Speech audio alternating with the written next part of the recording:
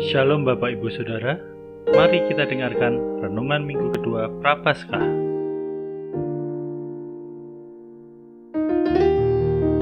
Saudara, dari Yohanes pasal 3 ayat 14 sampai 21 tempo hari, kita belajar tentang pemberian terbesar Allah kepada dunia atau umat manusia.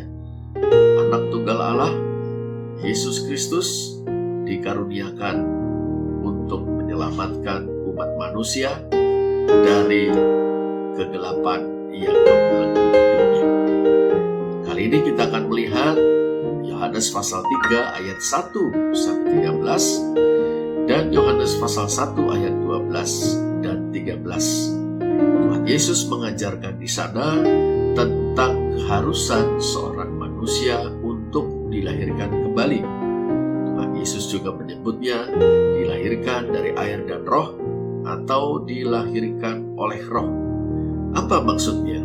Untuk memahami perkataan Tuhan Yesus ini, kita mesti kembali kepada latar belakangnya, yaitu Yeskiel pasal 36 ayat 25 sampai 27. Dalam nubuatan tentang pemulihan Israel, Allah berfirman dan menjanjikan bahwa Ia akan mencurahkan air yang jernih untuk mentahirkan atau menyucikan orang Israel dari kenajisan mereka, terutama sekali dari penyembahan berhala.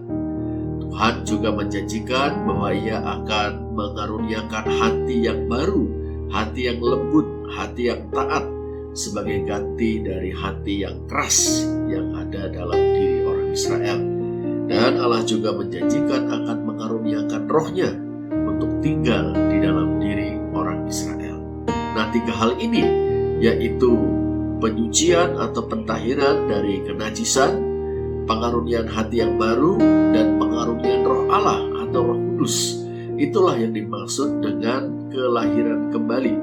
Dilahirkan dari air dan roh atau dilahirkan dari roh adalah sama dengan mengalami penyucian atau pentahiran yang dikerjakan oleh Allah, mengalami pengaruniaan hati yang baru, dan tinggalnya roh Allah di dalam diri kita. Nah, inilah yang menyebabkan atau memungkinkan atau memampukan kita untuk menyambut pemberian terbesar yang dikaruniakan Allah kepada dunia. Inilah yang memampukan kita untuk melihat Yesus Kristus dengan cara yang baru. Bukan sekedar sebagai manusia yang luar biasa baik atau bermoral tinggi.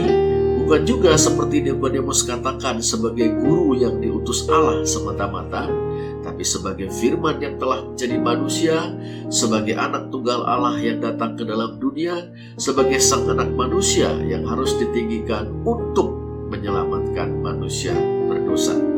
Kebenaran ini, saudara, mengajak kita bersyukur bahwa Allah bukan hanya menawarkan kepada kita pemberian terbesar, yaitu Yesus Kristus, tetapi juga memampukan kita untuk menerima, menyambut dengan sukacita, dengan pertobatan dan iman pemberian terbesar tersebut. Mari kita bersyukur kepada Allah atas anugerahnya yang utuh, yang menyeluruh. Ia mengaruniakan Kristus, Ia juga bekerja di dalam diri kita supaya kita dapat menyambut Kristus dengan sepenuh hati kita. Inilah kabar baik untuk Minggu Prapaskah yang kedua. Tuhan Yesus memberkati saudara-saudara.